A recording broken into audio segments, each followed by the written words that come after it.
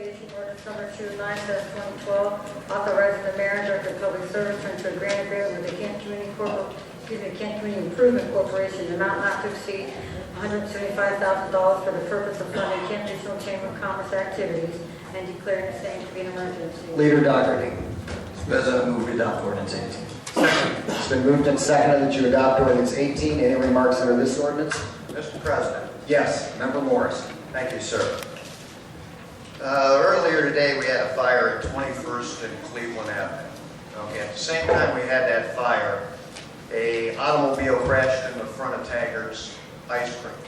Now, we had a response time of 20 minutes for an ambulance to get down there today due to the shortage of fire personnel.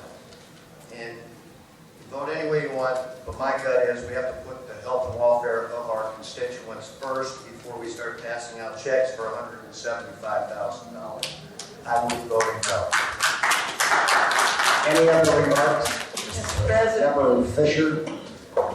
Thank you, sir. I've had some issues in the past with the way that this the disclosure on the funds gone, and this is, and to be fair, this is something that I don't want to reflect poorly on Denny, Steve, Mike, David, or anybody in the chamber, because I think they do a fantastic job. And the fact is that I've spoken with them on a number of occasions about trying to get myself in a position where I feel more comfortable with it.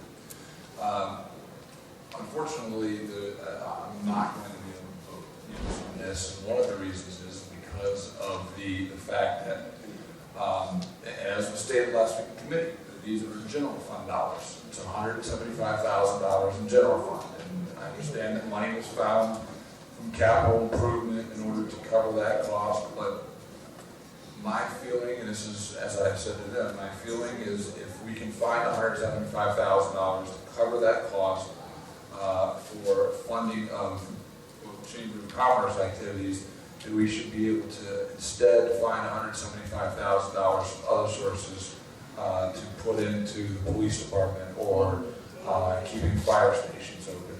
This is general fund dollars, and I will be voting no on it. Thank you, Member Fisher. Thank you, Mr. President. Both of my fellow council members more or less stated exactly where I was coming from too. This is general fund dollars, and I think it could be better used in our safety forces. Thank you, sir. Thank you, Member Sorrell. Leader Doherty.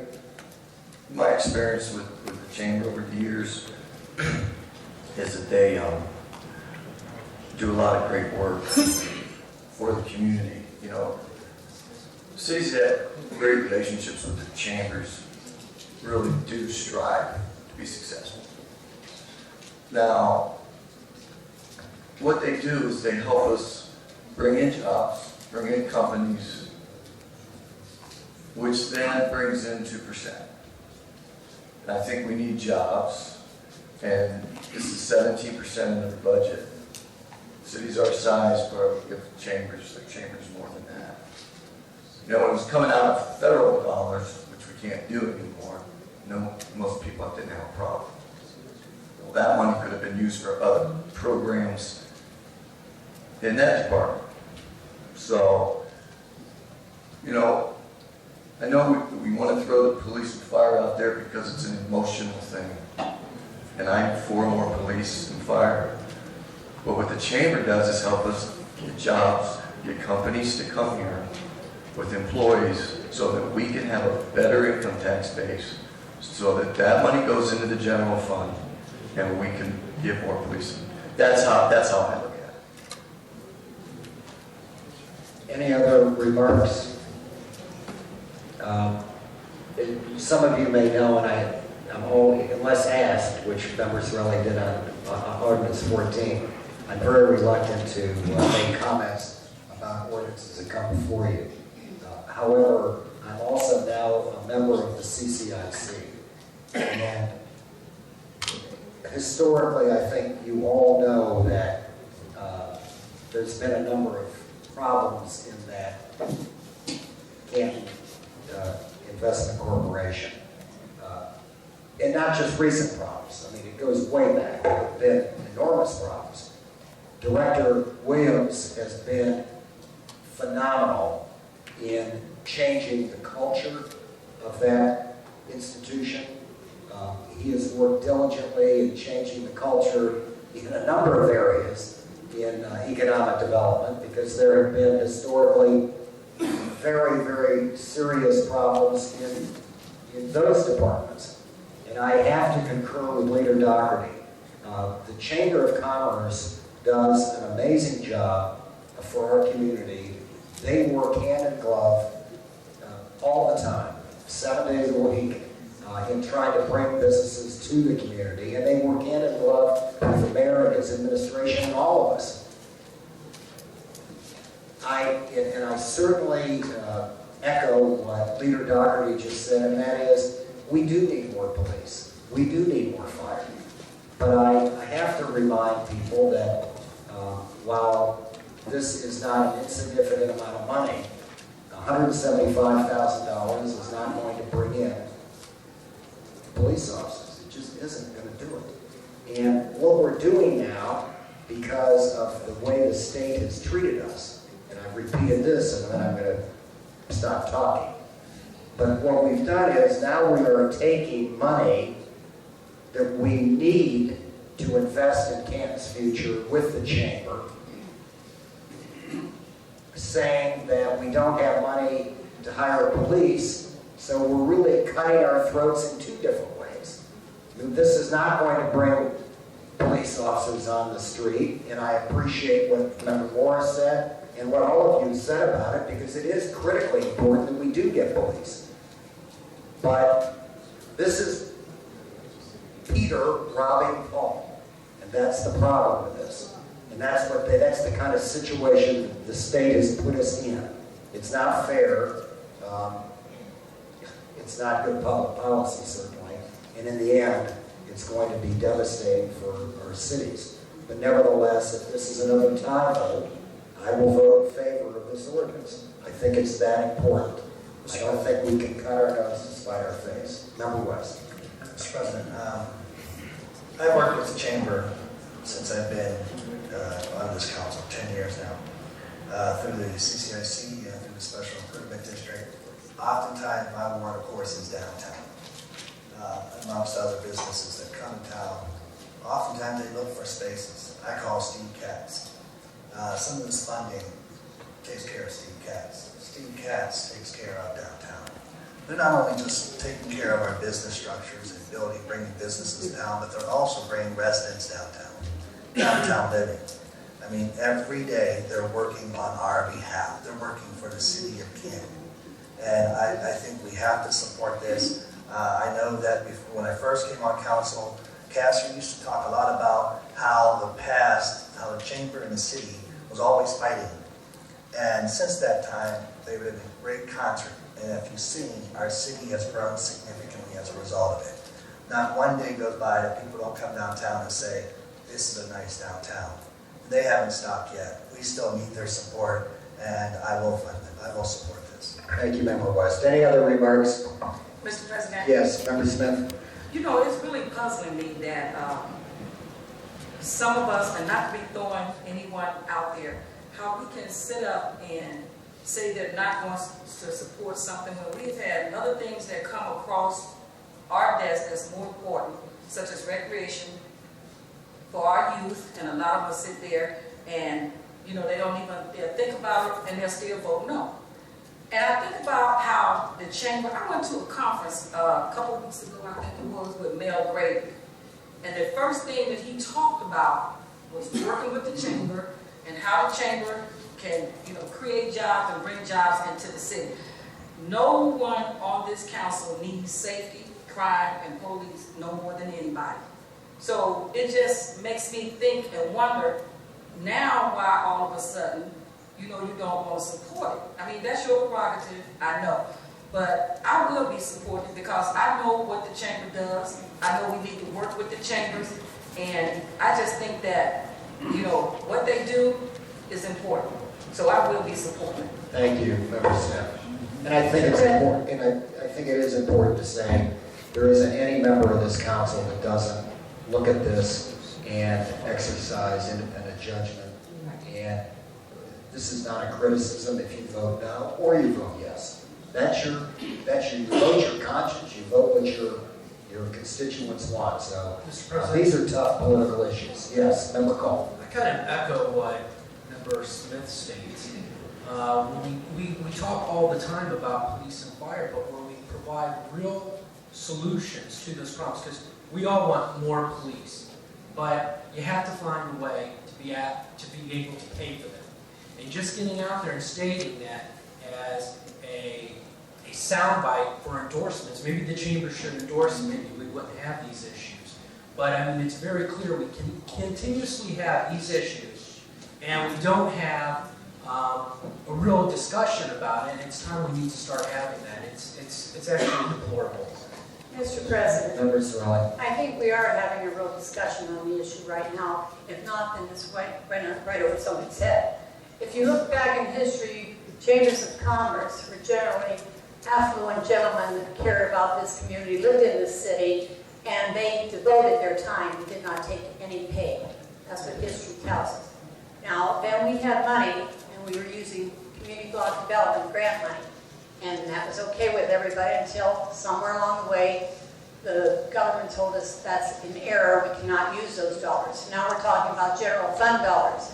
And I think people are looking at the comparison of whatever general fund dollars can be used for police and fire, our safety forces. We have to say what in our minds do we feel is most necessary. I think that the people at the Chamber of Commerce will still be there to help us.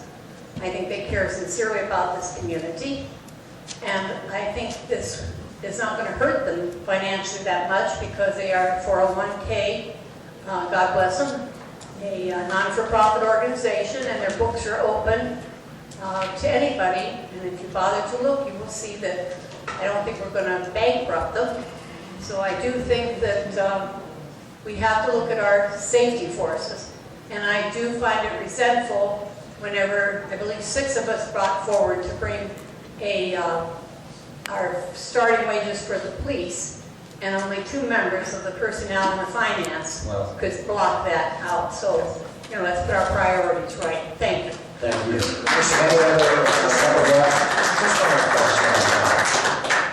If I could, Mr. Williams, do you know when we find the chamber, how much money does that leverage? Or maybe Denny Simons or Mr. Williams, could you please answer that for me? Thank you very much for an opportunity to answer that question, Council Member. Would you, Mr. Sager, Yeah, do you mind sure. coming up so everyone in the audience can also hear you? Thank you.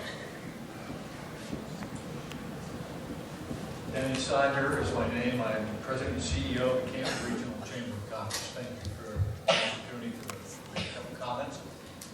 In answer to Council Member West's question, the $175,000 that the city puts forth is leveraged into a $1,044,000 economic development program. It's 17%. The rest of the money comes from the business community. The business community, without the business community, there are no jobs. There is no investment in this community. Recently, we have seen oil and gas come into this community. The Chamber is working very hard with those companies to make sure that their operations are safe, done right. We don't want any water, any aquifers to be contaminated, and neither do they. But this is an industry that, through this industry, and the help of the city and the chamber working together, and I want to tell you what, it doesn't happen like this in a lot of communities. We work very, very closely every day with the city. We respect council members' opinions. We ask for your opinions. We try to give you an overview of what we're doing. This is done very openly. You have recently seen the unemployment in the city go from 14% to 7%. It's unheard of in an urban area. How do you think that happens? And I will say this, yes, we need police. God bless them. They do an absolutely magnificent job in this city. And because of that, we have businesses that are safe. But we need to stop apologizing at some point for economic development. People need jobs. If they have jobs, maybe the crime rate will drop. We need to consider that. We need education. You know, we work with Stark State very closely in lobbying the state to bring $10 billion to Stark State to build a downtown educational facility. We were the only urban area in Ohio that didn't have a connection to the state university system in its city. Now we do. The education of what they're going to be providing will help that unemployment continue to drop. And yes, there will be some people that come back to this area. You know, we're at a city now of about, what, 67,000 people? Wouldn't it be great to add 10,000 people? 20,000 people? We have that opportunity with this industry coming in. We really absolutely do. And we're working very closely with the city. We work with the mayor to name this the Utica capital, and we're not going to be embarrassed by that. We stand very proud of that. As the steel industry made this community strong, so can this. We want to do it right. We want to ensure they're regulated. We want them to hire locally. People need to be trained, educated. That's what Stark State will be doing. The other thing I just want to mention on this is when this opportunity comes, you have to be prepared. The Mills Business Park, one of the finest first-class business parks in Ohio. The Chamber led that process through our foundation, with the DeHoff Family Foundation. We went to area foundations, such as the Timpey Foundation, the Hoover Foundation. Corporations put money into that. Congressman Regula helped us tremendously. It's an $8 million business park. $8 million in the city of Canton. And so when GE Services comes in and they want to put their locations in place and hire 30, 40, 50 people, we have a shovel-ready facility for them. So, you know, this is about working together. This is about the future. This is about what we do. $175,000, God bless you. I know that that's a lot of money. But so is what the Chamber puts in and the business community puts in. And just for a second, close your eyes and think of, as I said last week, what downtown used to look like. 10 years ago, 12 years ago, the investment that the Chamber has made in that is several millions of dollars to make sure that the city, the downtown, the urban core, our motto is this: you have to have a strong center city to have a strong region. And we're very proud of what we did with the Millennium Center. We made a loan to that developer so they could complete that facility.